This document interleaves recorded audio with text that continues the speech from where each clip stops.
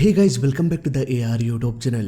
और बोइंग के प्लेन के साथ फिर से हुआ हादसा। प्लेन का आधा हिस्सा पानी के अंदर डूब चुका है। इसका टेल गायब है। ये घटना 20 अक्टूबर मंडे की है। बोइंग 747 का विमान दुबई से उड़ान भरा। इस प्लेन में 4 क्रू मेंबर्स मौजूद थे। ये एक कार्गो प्लेन था, इसलिए कोई भी पैसेंजर इस प्लेन में मौजूद नहीं था। इस प्लेन को एयर एसीटी एयरलाइन ऑपरेट कर रही थी, जैसा कि इस प्लेन के बॉडी में भी लिखा हुआ है। लेकिन यहाँ पर ये एमिरेट्स फ्लाई कार्गो के लिए काम कर रहा था।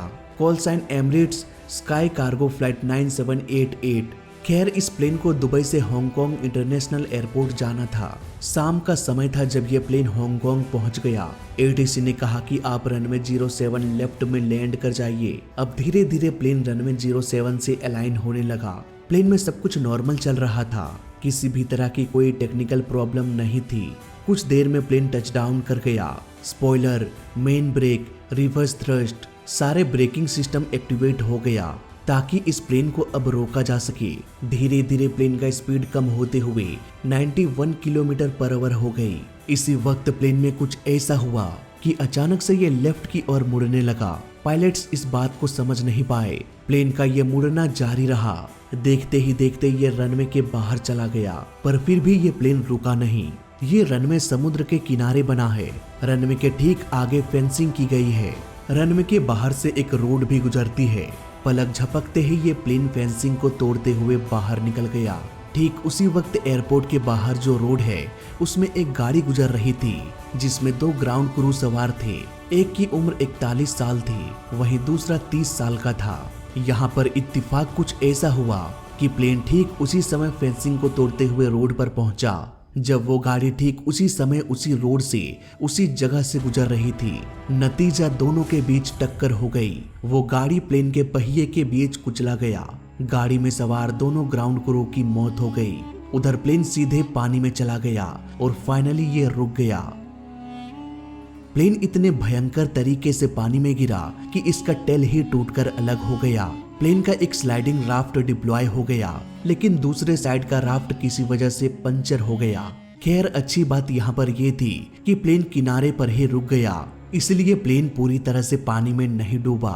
और जब इसके राफ्ट को डिप्लॉय किया गया, तब ये सीधे पानी के किनारे में डिप्लॉय हुआ, जिसकी वजह से जल्दी जल्दी क्रू मेंबर्स प्लेन से बाहर निकलने में कामयाब हो गए। प्लेन में आग नहीं लगी थी। एमिरेट्स एयरलाइन ने यह कंफर्म किया कि प्लेन में कोई भी कार्गो लोड नहीं था। पूरी तरह से ये प्लेन खाली था।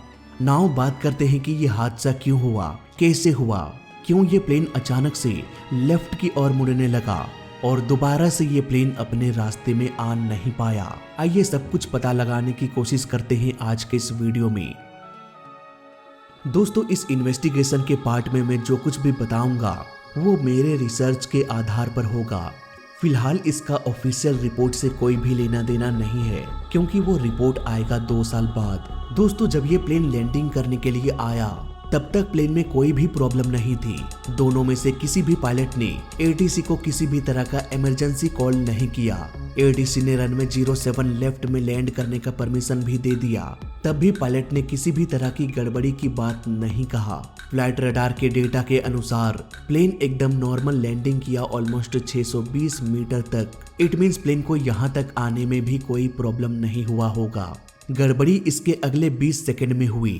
प्लेन कुछ इस तरह से लेफ्ट की ओर मुड़ते हुए ऑलमोस्ट 600 मीटर दूर जाकर रुका। इस दौरान भी दोनों में से किसी भी पायलट ने इमरजेंसी कॉल नहीं किया, पर प्लेन में इमरजेंसी आ चुकी थी। रनवे से बाहर जाकर प्लेन पानी में रुका। इस पूरी घटना से एटीसी अनजान थे। हालांकि हादसे के बाद तुरंत सभी को पता चल गया। आखिर इस 20 सेकंड के अंतराल में ऐसा क्या हुआ, इसका पता लगाने के लिए मैंने हवा के बहाव का पता लगाया। वेदर रिपोर्ट के अनुसार लैंडिंग करते समय जब ये प्लेन क्रैश होने वाला था, तभी अचानक से हवा के बहाव में बढ़ोतरी को नोटिस किया गया। लैंडिंग के वक्त विंड की स्पीड 4 नॉट्स यानी कि ऑलमोस्ट 7.4 किलोमीटर पर आवर थी, पर कुछ सेकंड्स बाद ये बढ़कर 4 नॉट्स से 21 नॉट्स हो गई, ऑलमोस्ट 39 किलोमीटर पर आवर। यहाँ पर मुझे लगता है दोस्तों कि हवा का डायरेक्शन क्रॉस विंड रहा होगा। इट मीन्स हवा प्लेन के लेफ्ट साइड से होते हुए राइट साइड की ओर बढ़ रही होगी। इसी दौरान जब अचानक से हवा की रफ्तार बढ़ी तो ये प्लेन के वर्टिकल स्टेबिलाईजर या कहीं प्लेन के वर्टिकल विंग से टकराया होगा और प्लेन में एक टिल्ट फोर्स जनरेट हुआ, जिसकी वजह से प्लेन लेफ्ट की ओर मुड़ गया होगा। अब आप लोग कहोगे कि यार भाई चलो मान लेते हैं हवा की वजह से प्लेन का डायरेक्शन बिगड़ गया, तो क्या पायलट दोबारा से प्लेन को सही ट्रैक में नहीं ला सकते? तो देखो सारा खेल इसी पर डिपेंड करता है।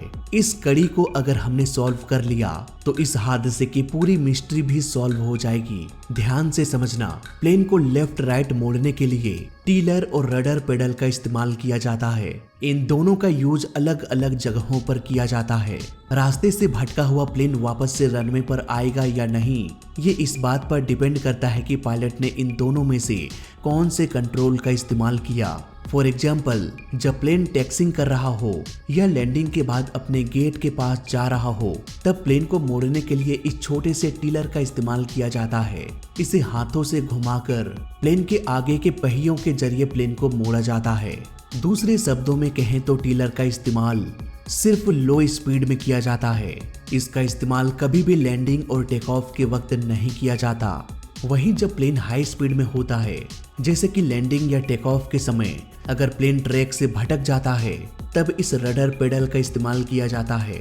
ऐसे हाई स्पीड की कंडीशन में टीलर का यूज नहीं किया जाता। मुझे लगता है दोस्तों कि पायलट ने प्लेन को वापस से ट्रैक में लाने के लिए गलती से टीलर का इस्तेमाल कर लिया होगा, जबकि उन्हें रडर पेडल का इस्तेमाल करना चाहिए था। अब क्योंकि लैंडिंग के वक्त प्लेन का speed almost 91 kilometre per hour थी, इतने स्पीड में अगर पायलट ने टीलर का यूज किया होगा तो प्लेन ने फिसलना शुरू कर दिया होगा और ऐसे केस में वापस से प्लेन को ट्रैक पर लाना ऑलमोस्ट इम्पॉसिबल सा है।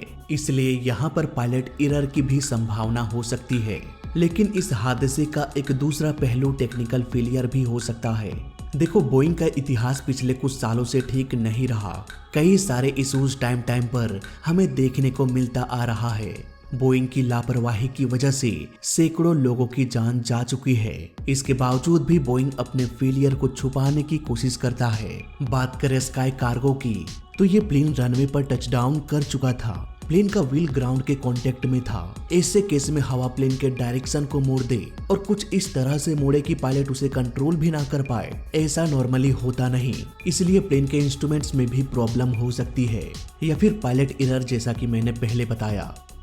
इसके अलावा स्काई कार्गो का ये प्लेन ऑलमोस्ट 35 साल पुराना था। ऑल निपॉन एयरवेज ने ऑलमोस्ट 20 सालों तक इसे एज अ पैसेंजर प्लेन उड़ाया। इसके बाद समय के साथ साथ बोइंग 747 की डिमांड कम हो गई, इसलिए इसे कार्गो प्लेन में कन्वर्ट कर दिया गया। इसके बाद कई सारे एयरलाइन कंपनी ने इसे ऑपरेट किया और फाइनली अंत में ये स्काई कार्गो एयरलाइन के पास पहुंचा। इतने सालों में क्या इस प्लेन की मेंटेनेंस सही से हो रही थी या नहीं, ये भी एक कारण हो सकता है प्लेन क्रैश का। मे बी रडर पेडल जाम हो गया हो और पायलट कुछ भी ना कर पाया हो। होने को तो कुछ भी हो सकता है। सच क्या है ये 2 साल बाद इन्वेस्टिगेशन के बाद ही पता चलेगा। तो फिलहाल इस वीडियो में अभी तक के लिए बस इतना ही। जय हिंद, वंदे मातरम। ये वीडियो अगर पसंद आया तो बोइंग का सबसे बड़ा फेलियर लाइन एयर और इथोपियन एयरलाइन का वीडियो देख सकते हैं। लिंक आपको डिस्क्रिप्शन और एंड स्क्रीन में मिल जाएगा।